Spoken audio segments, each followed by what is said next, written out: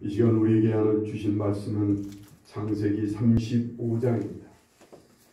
창세기 35장 1절부터 15절까지 한 절씩 교독할 텐데 각자 집에 계신 분들도 함께 한 절씩, 제가 한 절 읽고 여러분 한 절 읽고 같이 교독하는 일에 함께 해 주실 수 있기를 바랍니다.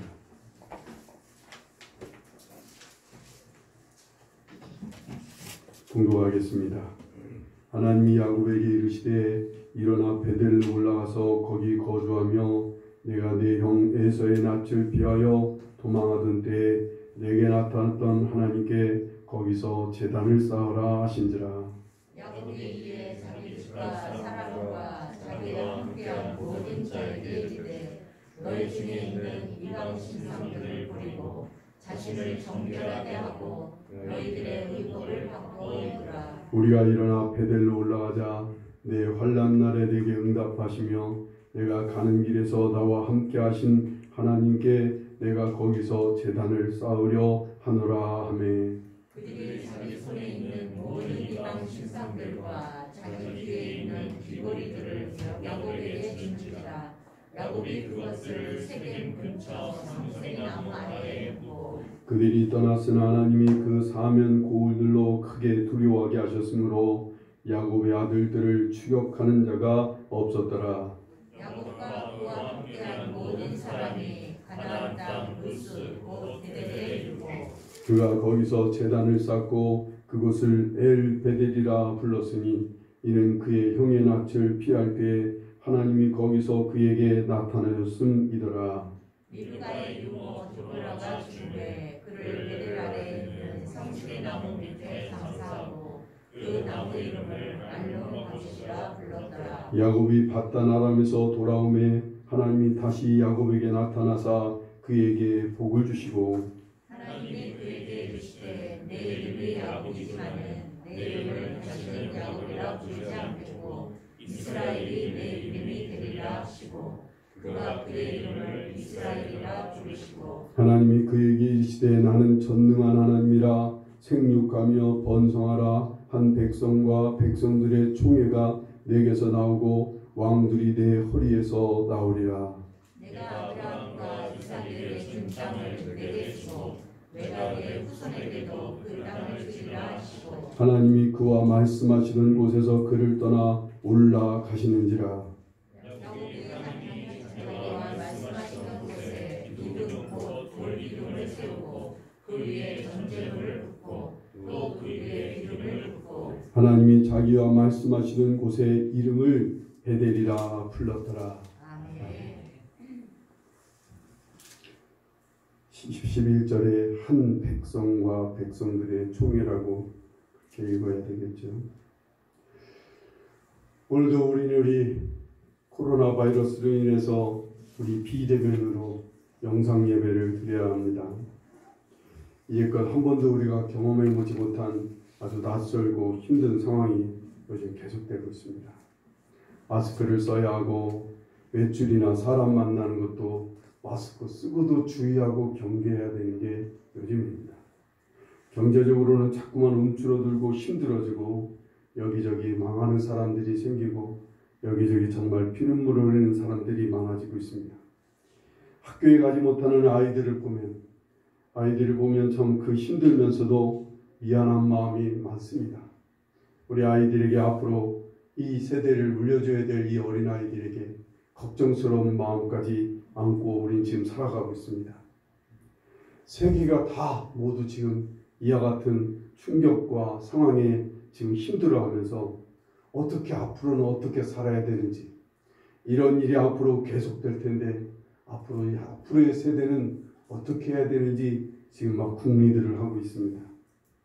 이때 과학자들, 학자들은요, 그리고 일부의 지도자들과 사상가들은요, 세계 모두가 새로운 전환의 시대에 왔다고 놀라운 대변혁을 해야 된다고 요구하고 호소하고 있습니다. 재촉하고 있어요. 지금 상황이 아주 심각해서 빨리 전환하지 않으면 지금 인류 전체가 공멸할지만 모르겠다. 이렇게까지 위기의식을 얘기하면서 지금 막 호소하고 있어요. 예수님 오신 뒤에 세계 역사는 신본주의로 시작합니다.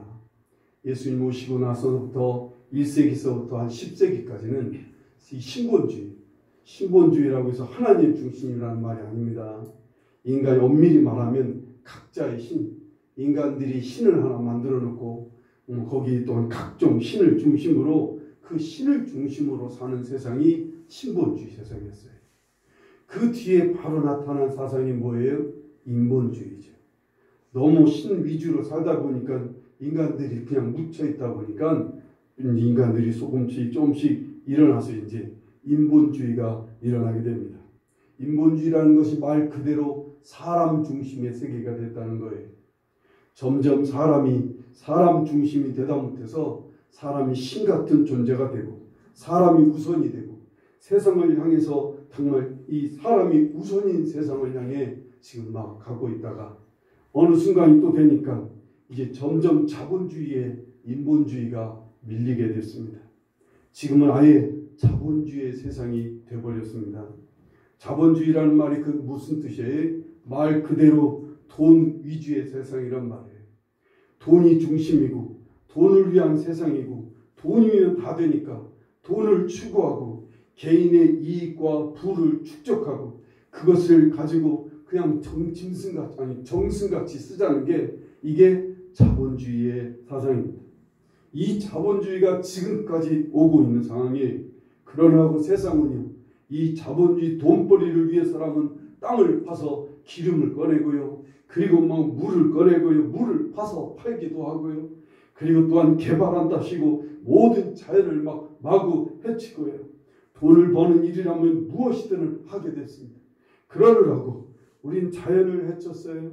그러느라고 사람을 그냥 기계 부속으로, 그냥 사람을 무슨 도구로, 돈의 노예로 만들고 말았어요. 지금 상황이 그래요. 그러다가 이 코로나 바이러스를 통해서 세계가 여기저기 지금 막 생각지도 못하게 인간이 지금 막 돈을 위해서 막 달려오다가 생각지도 못한 이 바이러스 앞에서 속수무책으로 지금 막 깨지고 무너지고 흔들리고 있는 상황이 됐어요. 하늘 높은 줄 모르고 돈만 추구하고 명예와 쾌락을 추구하던 세상이 이제 자연의 공격을 받고 지금 속수무책인 그런 상황이 되고 말았던 거예요. 그래서 학자들은요, 생각이 있는 사람들은 지금이라도 빨리 이 자본주의에서 벗어나야 된다는 거예요. 자본주의에서 생명주의로, 자본주의에서 생태주의로 빨리 바꾸지 않으면 안 된다고 지금 호소하고 있는 거예요. 생명주의라는 것은 살아있는 생명을 살리는 일을 우선해야 된다는 거예요. 돈을 위해서 사는 세상이 아니라 이 자연의 생태를 보존하고 자연의 생태를 우선하는 일에 힘써야 된다는 거예요. 그래야 인간이 살 수 있는 세상이 된다는 거예요. 이것을 지금 열심히 막 호소하고 있는 거예요.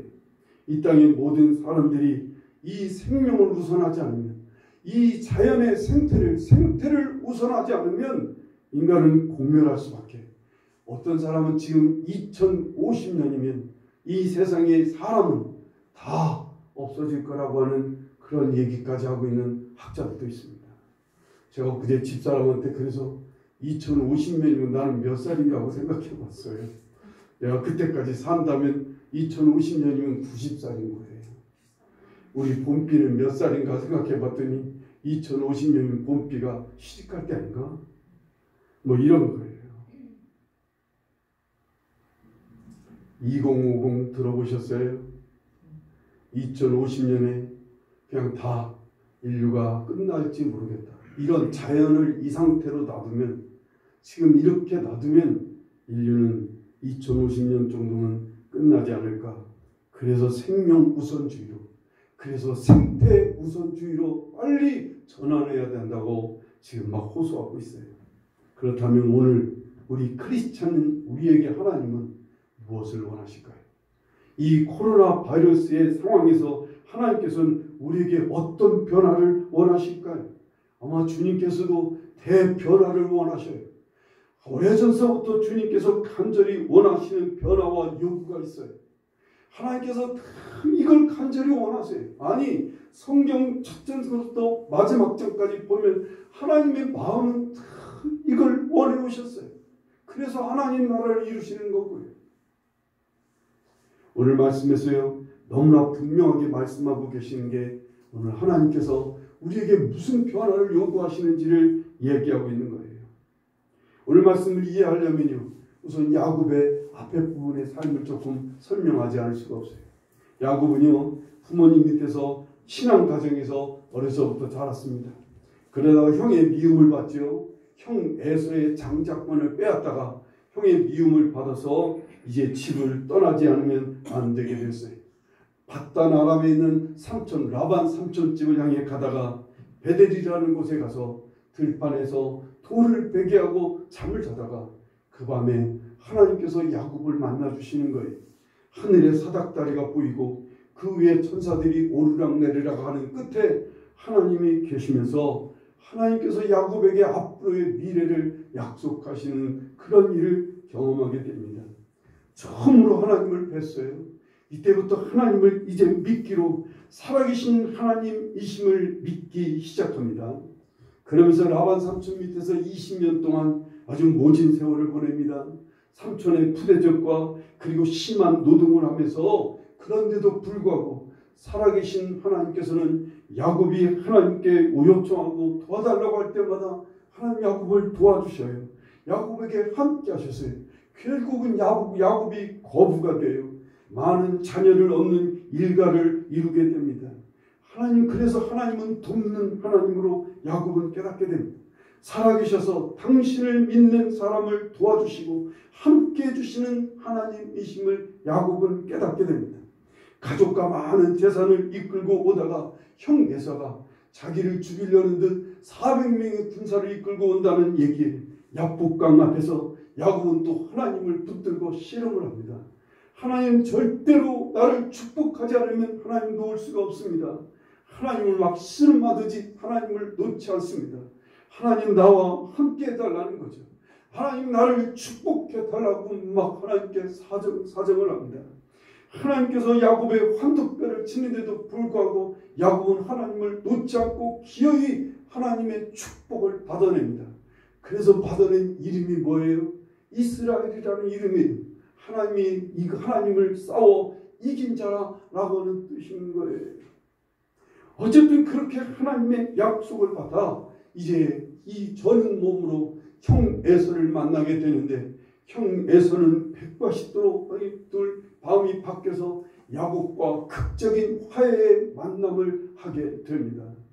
이제 야곱은 형과의 문제가 깨끗이 해결이 되고 세겜 땅이라는 곳에 도착해서 그동안에 모았던 돈으로 세겜 땅 일부를 사는 거예요.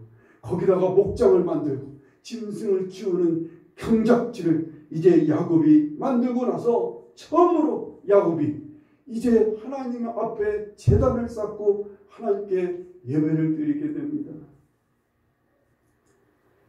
여기까지의 신앙생활에서 야곱은요, 하나님께서 함께 하셔서 자기를 도와주고 자기를 축복하시는 하나님, 자기 편에서 서신 하나님으로 알게 됩니다.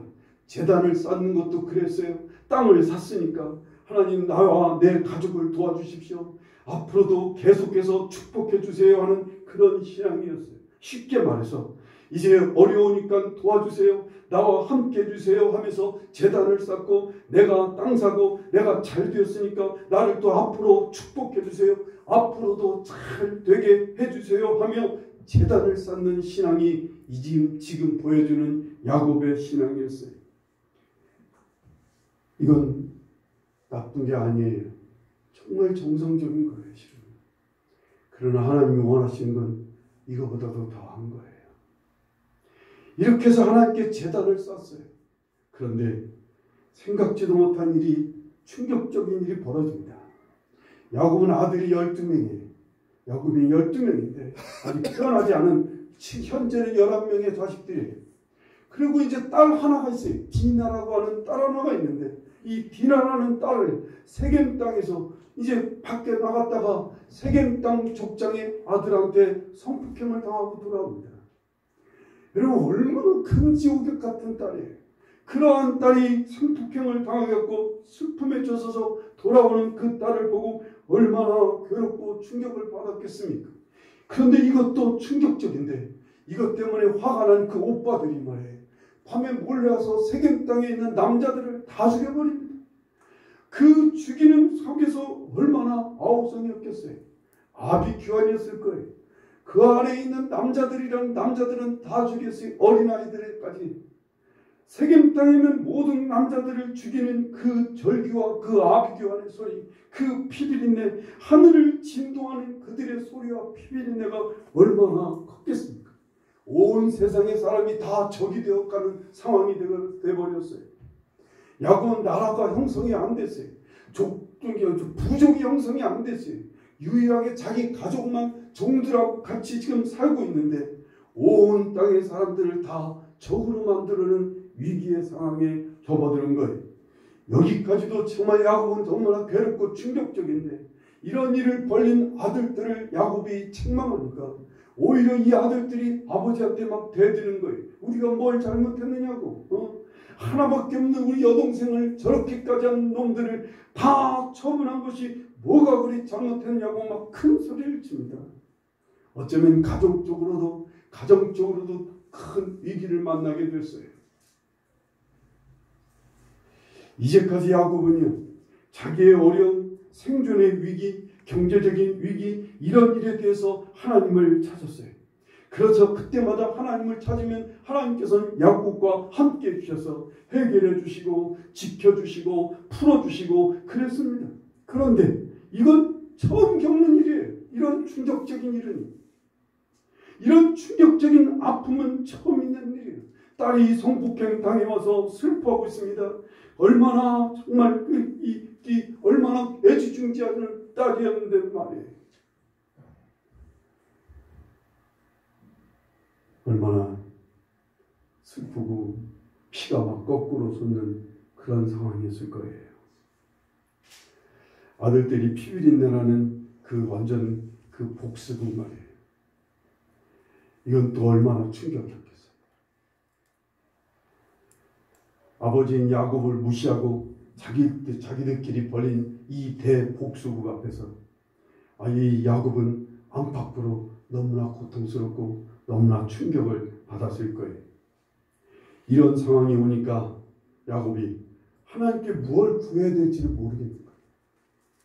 하나님을 무엇으로 엎드려야 될지, 무엇으로 하나님을 찾아야 될지를 모르겠는 거예요.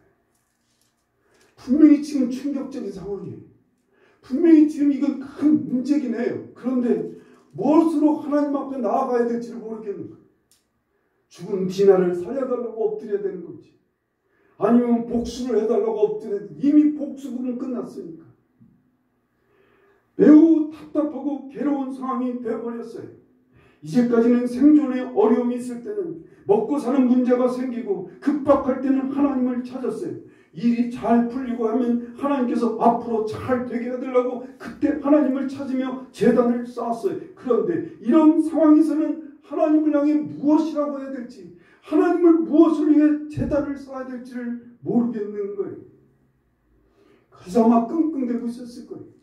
마음의 고통스러움은 큰데, 마음의 충격은 큰데 뭐라고 하며 하나님 앞에 나아가야 될지를 몰라서 야곱은 속으로 감내하며 지금 속으로 끙끙 앓며 있었을 거라고요. 이에 하나님께서 야곱에게 새로운 길, 이제까지 전혀 몰랐던 놀라운 변화의 길을 가르쳐 주시는 것이 오늘 본문 말씀인 거예요. 1절 말씀을 보실까요? 하나님이 야곱에게 이르시되 일어나 베델로 올라가서 거기 거주하며 네가 네 형 에서의 낯을 피하여 도망하던 때 내게 나타났던 하나님께 거기서 제단을 쌓으라 하신지라 라고 말씀합니다. 그냥 평범한 말씀같이 보일 거예요. 하지만요, 야곱은 이런 하나님의 마음을, 이 말씀을 하시는 하나님의 마음을 알아챘습니다. 하나님께서 무엇을 원하시는지를 알아챘어요. 다 하나님의 뜻을 다는 모르겠지만 하나님께서 무엇을 원하시는지, 왜 제단을 쌓으라고, 어떤 제단을 쌓기를 원하시는지를 야곱은 알아챘습니다. 야곱은 하나님의 마음을 어떻게 알아챘는지 한번 보셔요. 2절 3절 말씀을 보셔요. 야곱이 이에 자기 집안 사람과 자기와 함께한 모든 자에게 이르되 너희 중에 있는 이방 신상들을 버리고 자신을 정결하게 하고 너희들의 의복을 바꾸어 입으라. 우리가 일어나 베델로 올라가자 내 환난 날에 내게 응답하시며 내가 가는 길에서 나와 함께 하신 하나님께 내가 거기서 제단을 쌓으려 하노라 하며 라고 말합니다. 야곱은요 자기의 모든 식구들에게 이방 신상을 버리고 자기를 정결하게 하고 자기 너희들의 의복을 다 바꿔 입으라고 하는 거예요. 이렇게 하는 이유가 뭘까요?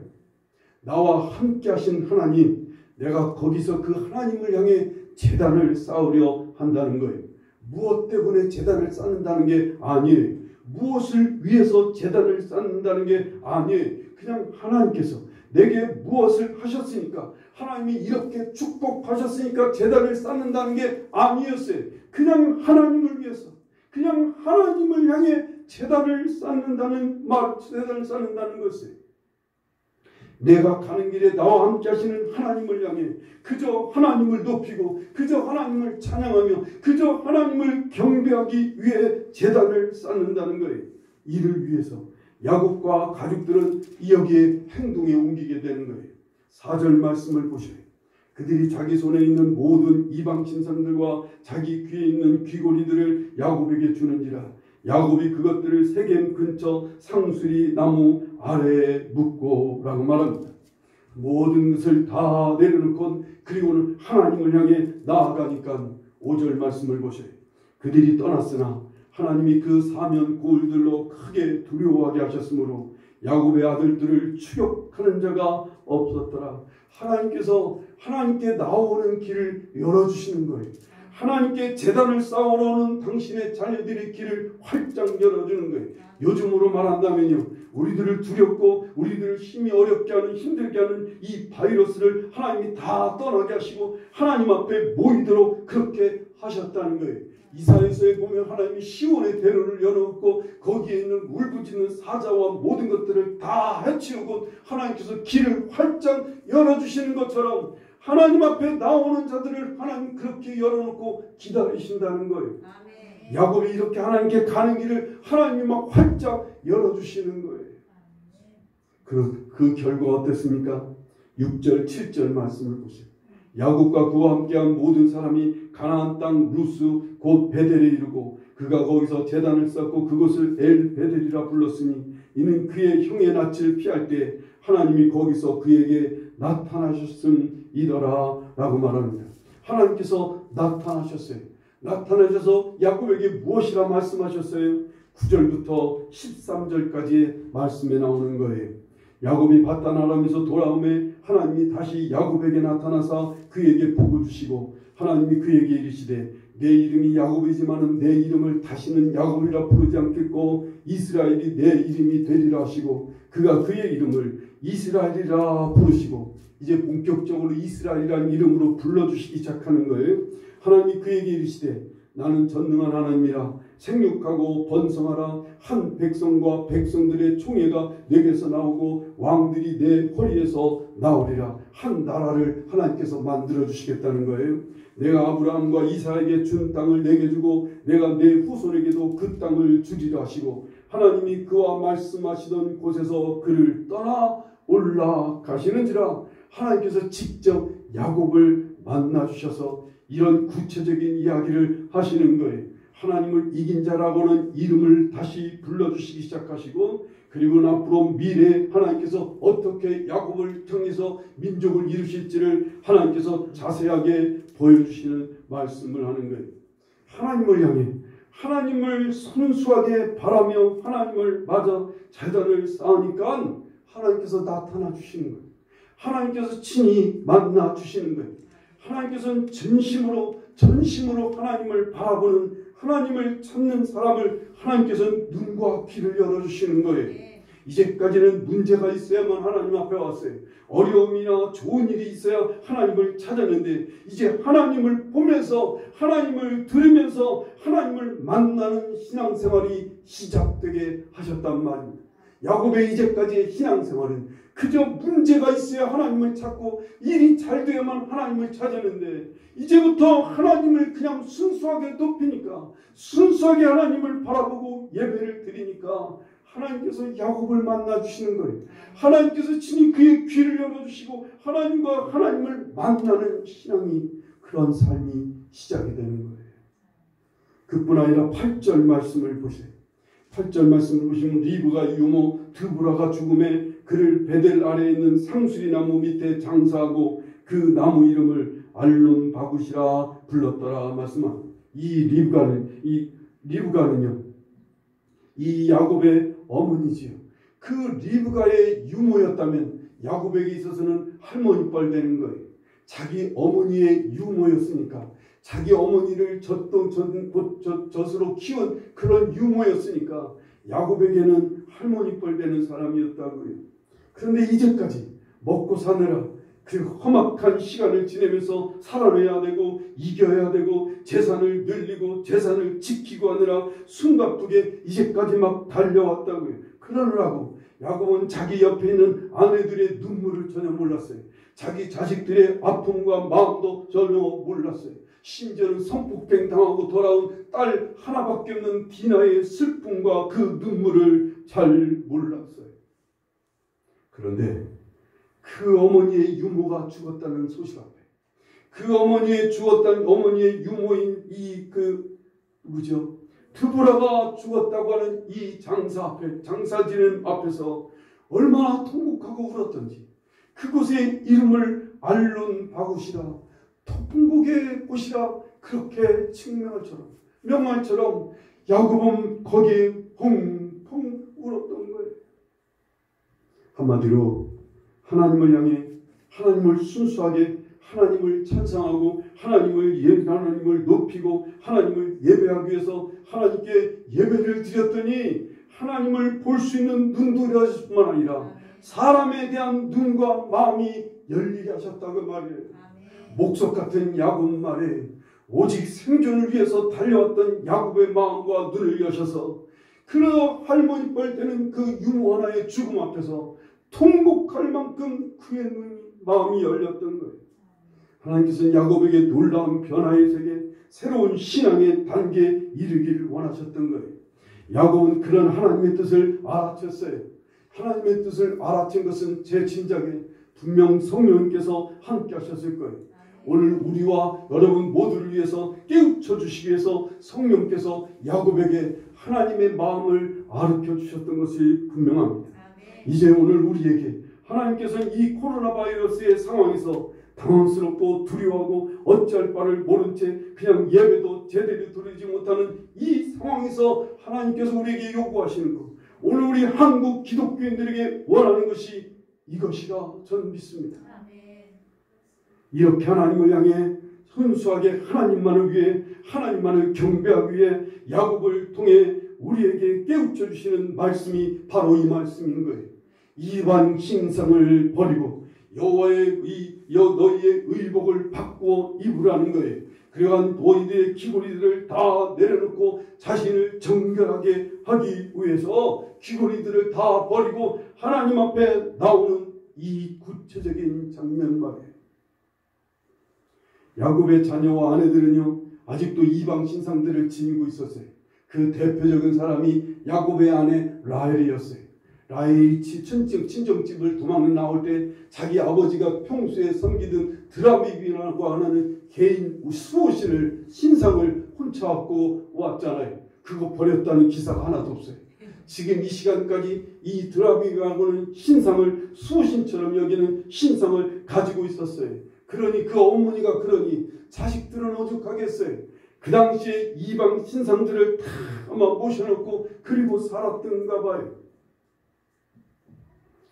이 이방 신상들은 뭐하는 거예요? 이런 우상들은요 다 사람이 자기를 위해서 자기를 지켜주고 자기를 위해 정말 자기를 지켜주기를 원해서 섬기는 수호신이었단 말이에요.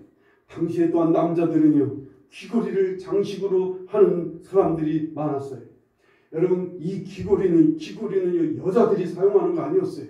실은 예전의 역사는 다 남자들이 외모를 치장하기 위해서 쳤던 게 귀걸이였다고요. 우리나라 신라 때부터 귀걸이가 많이 발견하지요.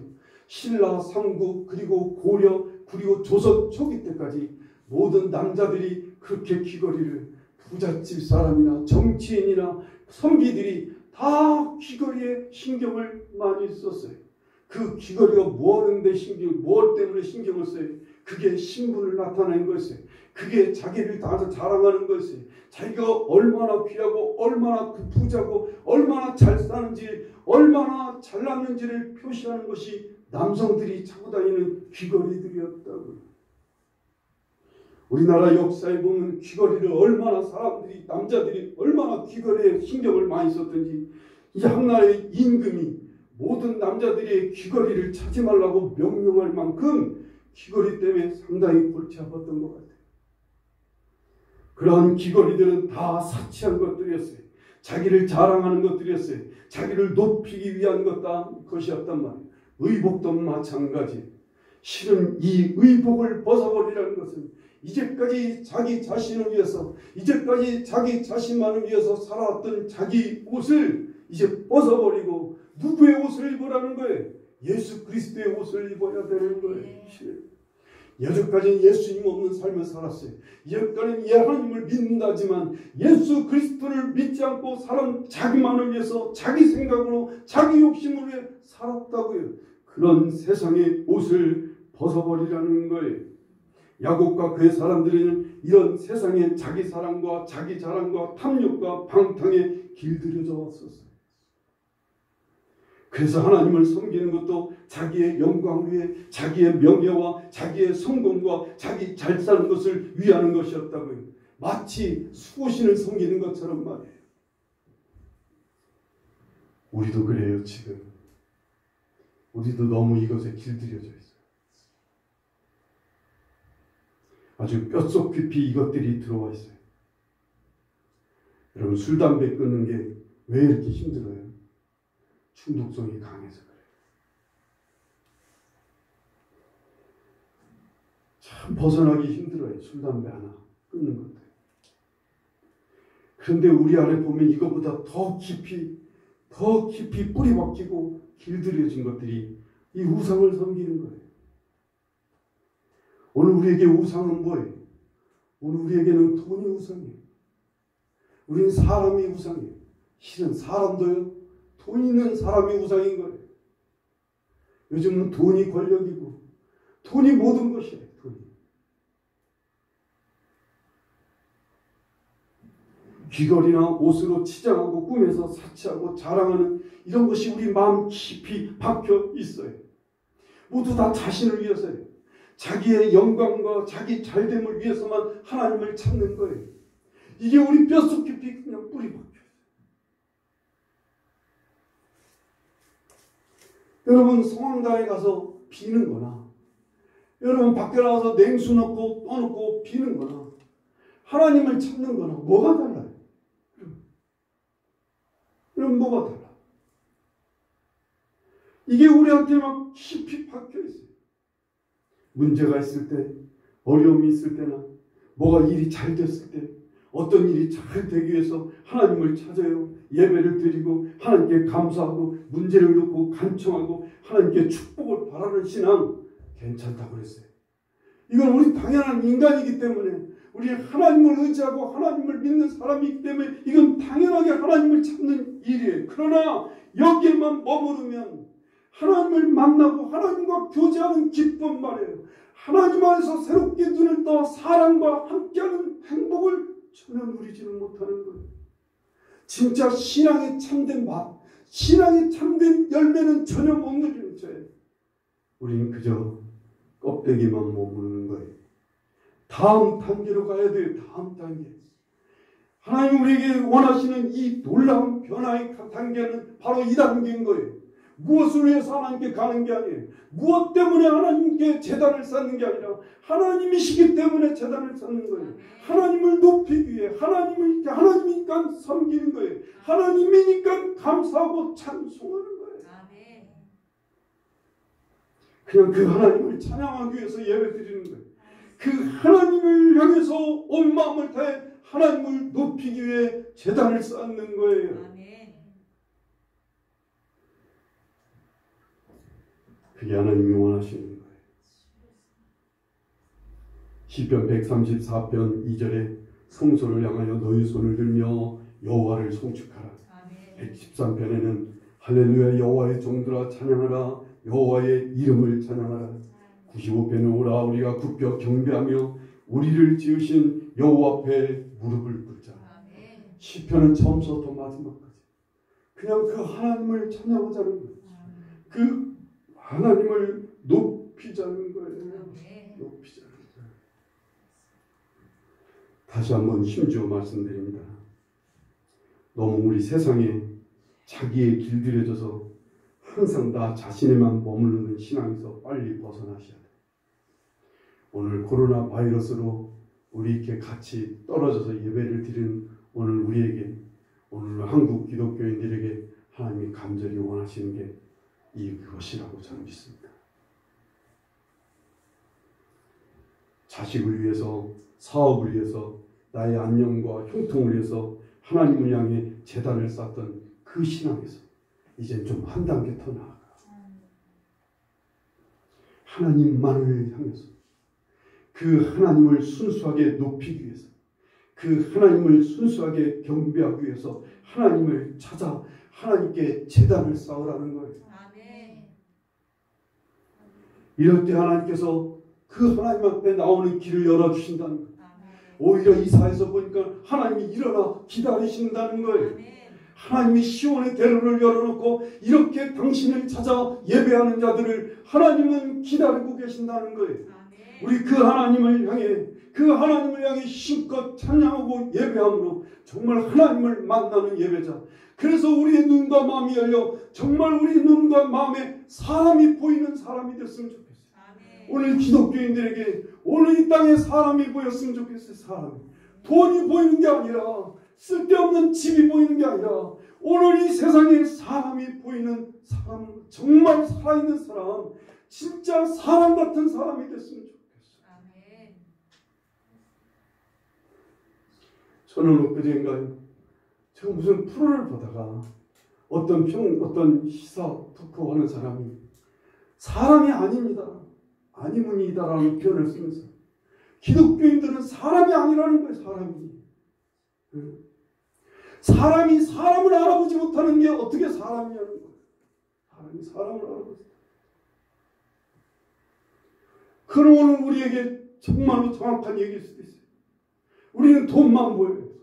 어쩌면 사람을 돈으로만 보는 세상에 너무 길들여져 있다고요. 우리 이거 내려놓고요, 하나님을 보라고요. 아멘. 그렇다고 우리가 어떻게 사람을 볼 수 있는 눈이 스스로 열 수 있겠어요? 하나님 열어주셔야 돼요. 아멘. 하나님 녹여주셔야 돼요.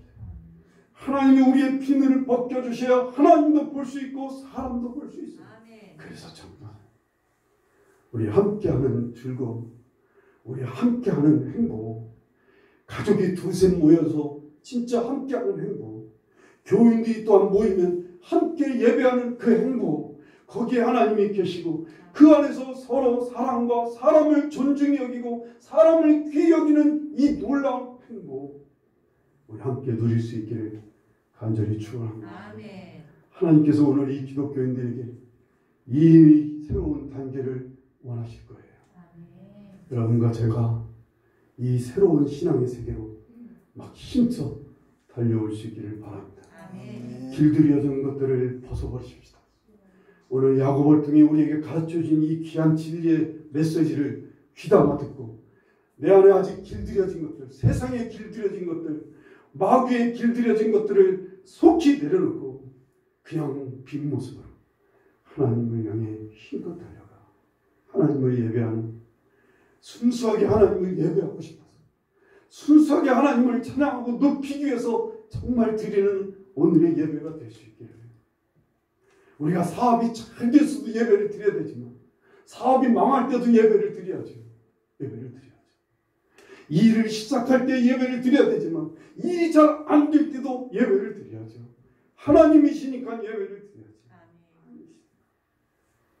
그 하나님을 힘써 바라보고 높이고 찬양하는 여러분과 제가 되기를 간절히 축원합니다. 아멘. 기도하시겠습니다.